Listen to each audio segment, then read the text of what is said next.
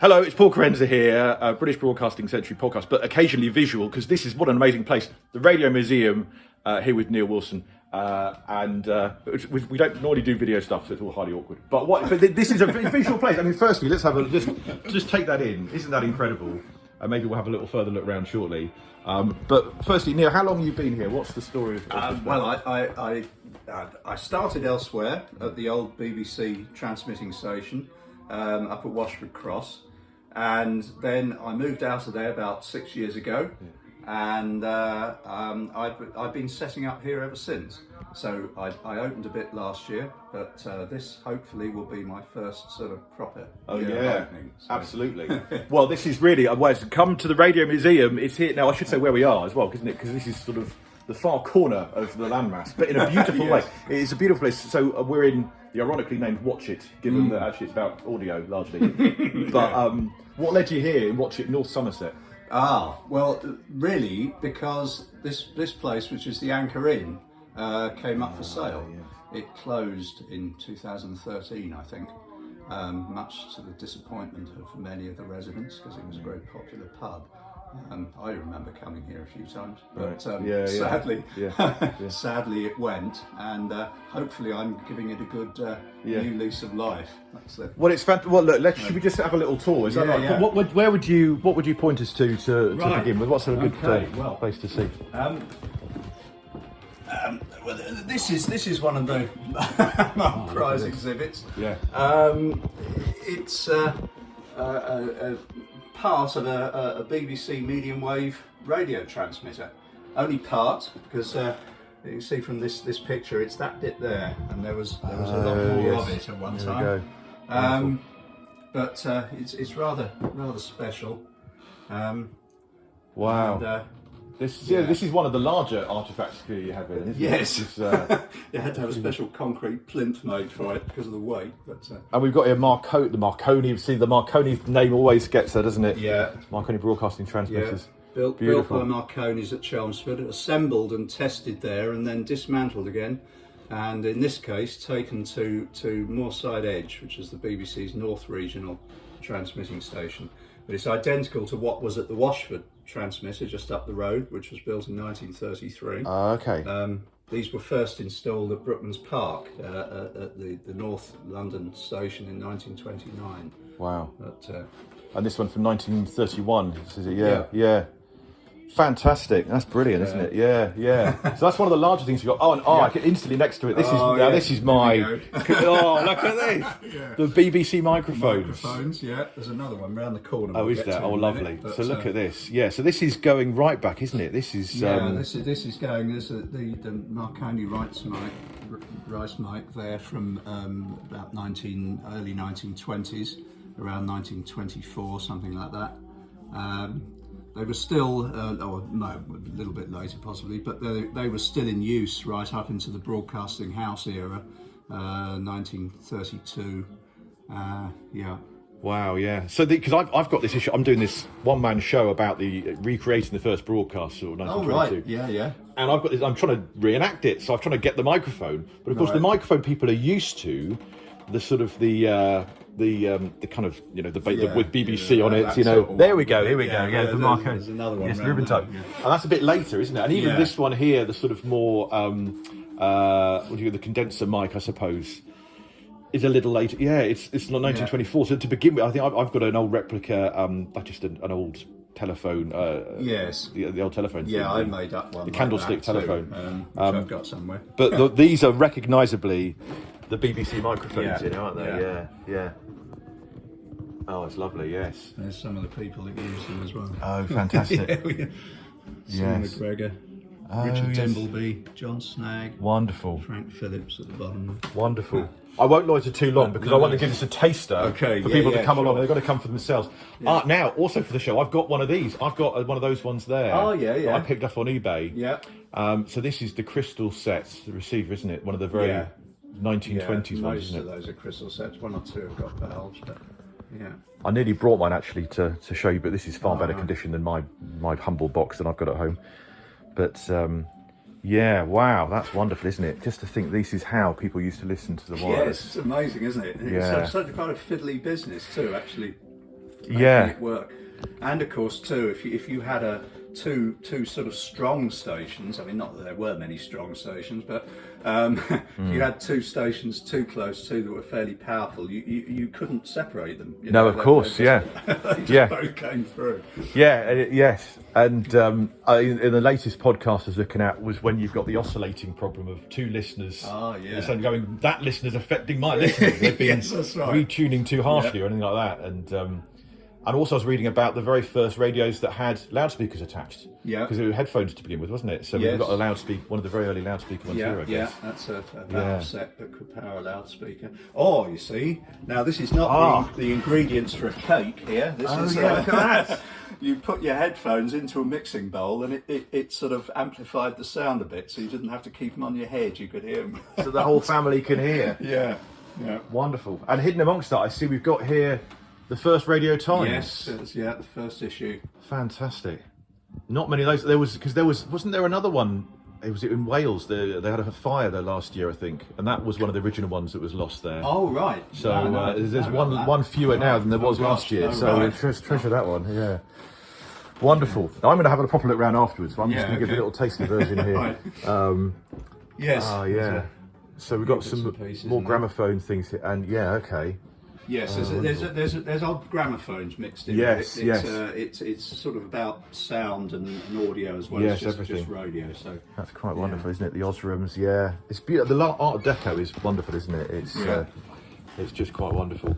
Yes. And also, as we encourage people to visit as well, they've got the beautiful railway, haven't they? Yeah. So instantly, I'm seeing here I know this is the transmitting station, but look at the Art Deco thing. It just reminds me of the wonderful.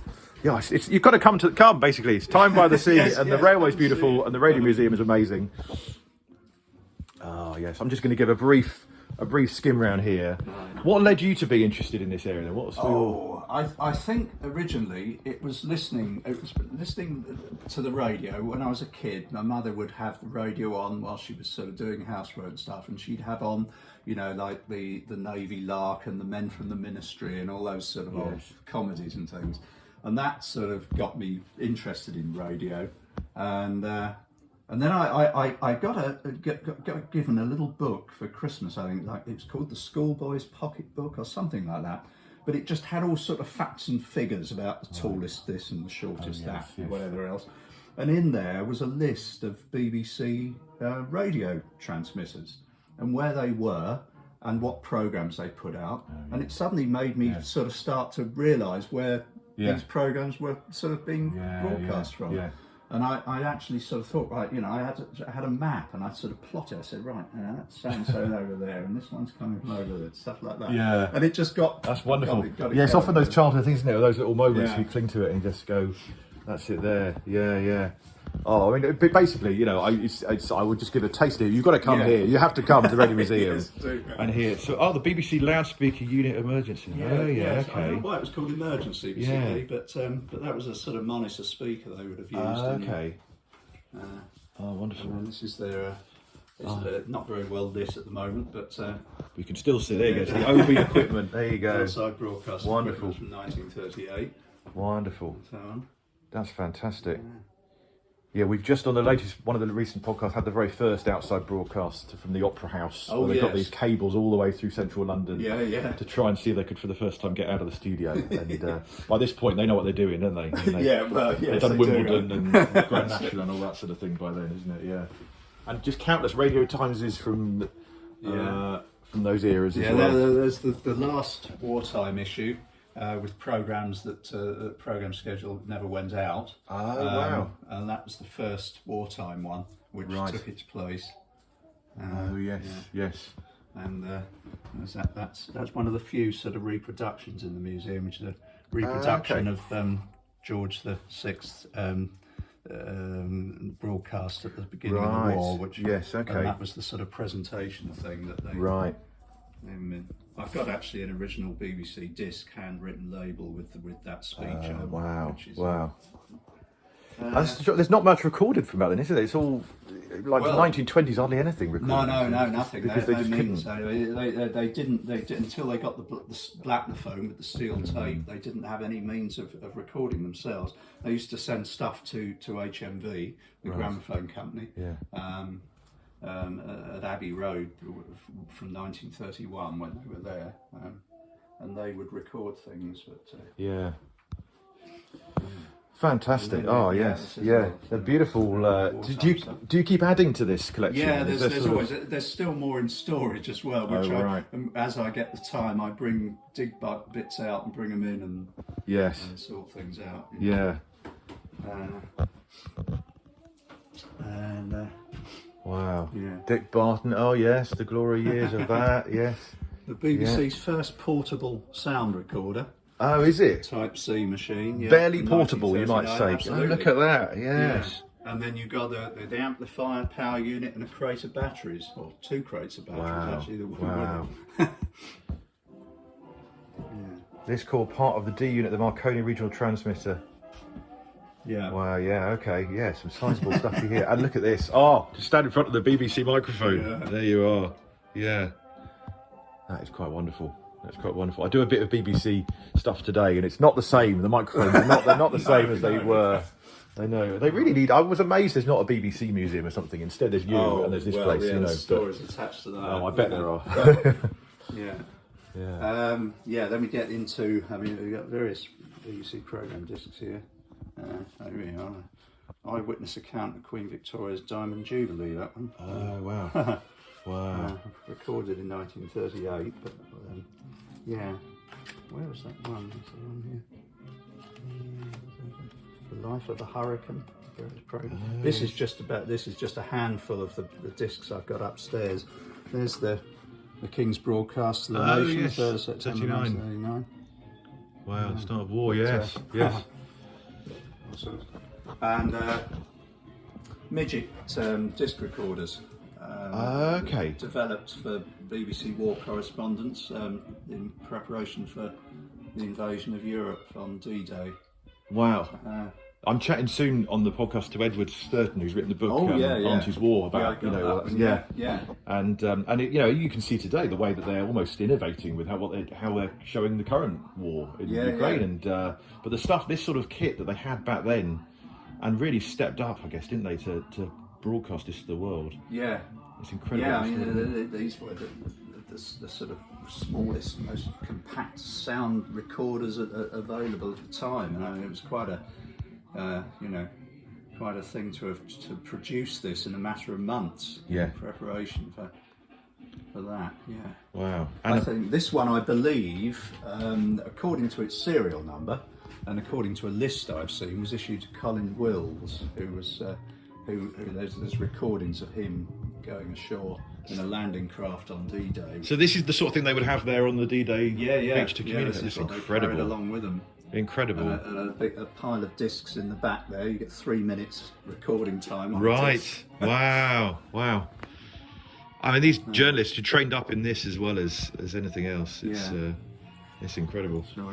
So, we've got a full studio control desk here. Yeah. From the mid-40s. Certainly one of the oldest, if not the oldest, BBC studio desk around, as far as I'm aware. Sadly, there's a part of it missing, but the bulk of it's there.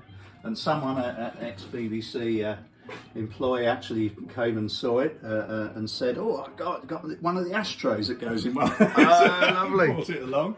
Yeah. The ashtray, that's incredible. Yeah. Do you know, my modern brain, I saw that and I thought, is that for a disc? It's not a CD, is it? It's No, it's not, of course, but look at there it is. It's like the old airlines, isn't it? That's wonderful, wonderful. Yeah, I've seen pictures of these from the early broadcasting house, and those ones you get in the 30s and so on. They look, especially those ones that they had the broadcasting house book that shows it all shiny and new. Yes, that's it. And it looks like a Doctor Who set. It looks quite wonderful. Have you seen the film Death at Broadcasting House? Oh no, I've heard the radio version. Oh right, I've not seen the film version. Yeah. But, yes, that's worth seeing. It wasn't made at Broadcasting House, but you could be mistaken for thinking it was. It's really good. Yeah. Certainly the radio one as well was very evocative and makes you realise also how the studio's all connected. You know, wasn't it? It was Lance Yes. King who was the guy who worked out how to use many studios at once. Yes. So you got the band in there, That's the narrator in there, and then you can sort of almost Yeah. conduct this live Yes. radio program. Well, I mean it was the war that put a stop to that sort of way of doing things, and that's why they produced these desks, because they realised that the way forward was to do everything in one studio. You know, instead of having different people dotted around the place. Exactly. Yes, that's not that proficient of space, is it really? So this is the one of the lamps then, I guess. The Q lamp. Yeah. Yeah. I was reading last week the Birmingham station. I think had like 6 different lamps, like one for like move backwards, move forwards. Oh, really? You Yeah. know, stop broadcast, all that sort of thing. You know, I think it was like 6 lamps for the studio that the engineer could press, but there's 1 lamp back for the artiste to be able to push, just going like, yeah, I've got the message. Stop with the lamps. I'm trying to perform here. So, Exactly. It's too much. I know. It's crazy. Good theory. I don't think it lasted long. Yeah. Yeah, this is sort of wartime forces type stuff, not broadcasting. But Oh yeah. Okay. You can see the difference. Yeah. Wonderful. Wonderful. Well, I'm good at okay. Well, we're around the corner. Yeah. We can carry on. Oh, go on. Yeah. Oh, we'll have a little look. There's Oh yeah. a BTR2 tape recorder.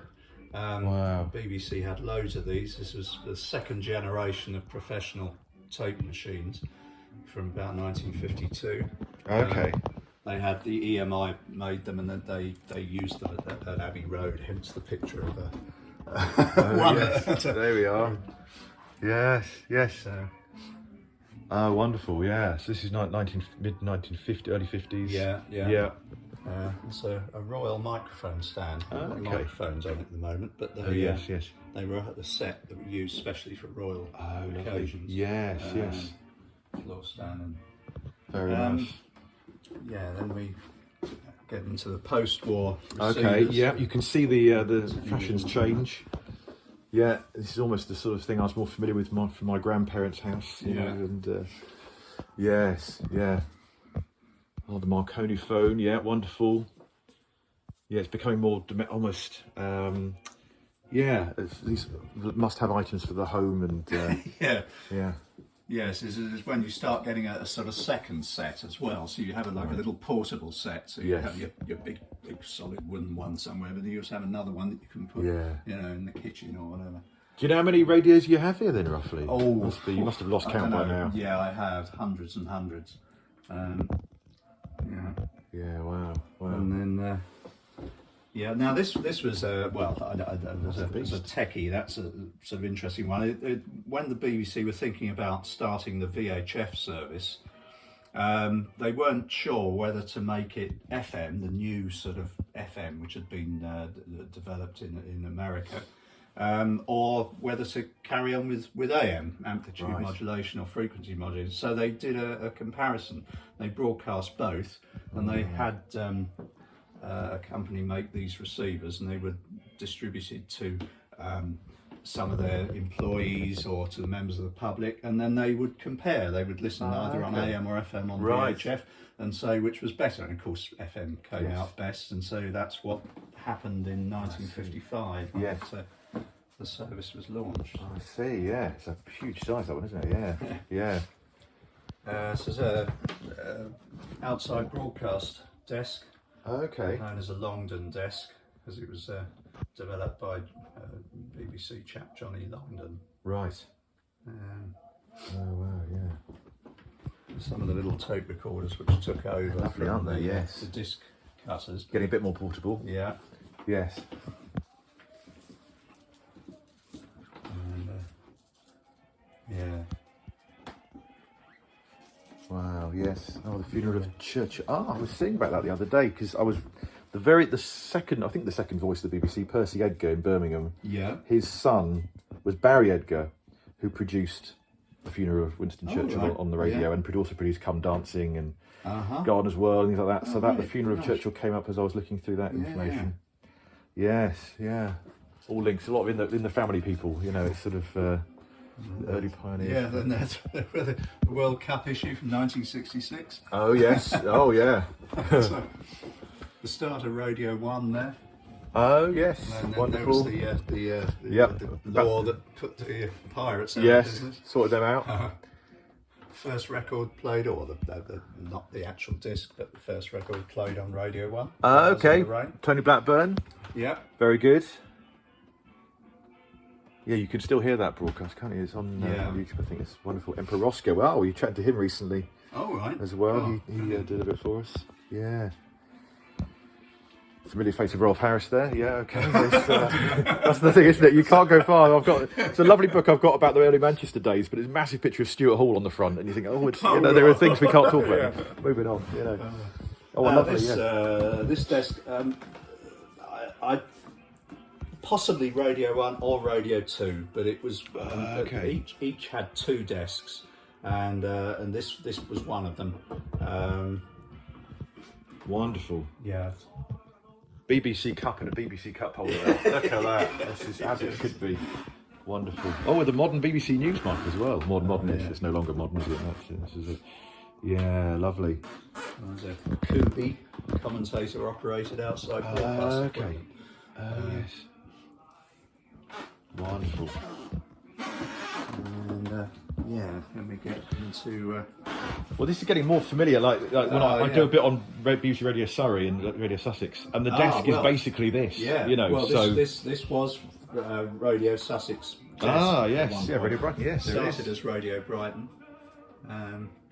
Yes, of course. Well, the desk doesn't look that dissimilar to this today. I'm sure it's due a refurb. In which case, I'm sure you can have it. This is where it should be. I had a chap in here only a couple of days ago, and he was one of the engineers that was. I don't know who he was. He was an engineer. Who was responsible for the sort of changeover to the. I forget what they called it now. Right. So they all had a common equipment. Okay. All the local stations. Yes. The carts. Yeah, those have moved on, haven't they? Yes, the old BBC carts, BBC News Sting. Yeah, wonderful. But if you get, you get another desk in you haven't got the room, have you? You're gonna have to rotate things around, aren't you? Yes. Wonderful. And then the modern, the occasional TV as well. You can't get away from. Yes. Oh, wonderful. Oh, yes. Recognise some of these. The Betamax as well. Brilliant. Well, anyway, you've got to come here to the Radio Museum here in Watchet by the Somerset seaside. Here perfectly for summer holidays. Thank you much indeed, Daniel. Thank you much indeed. Excellent.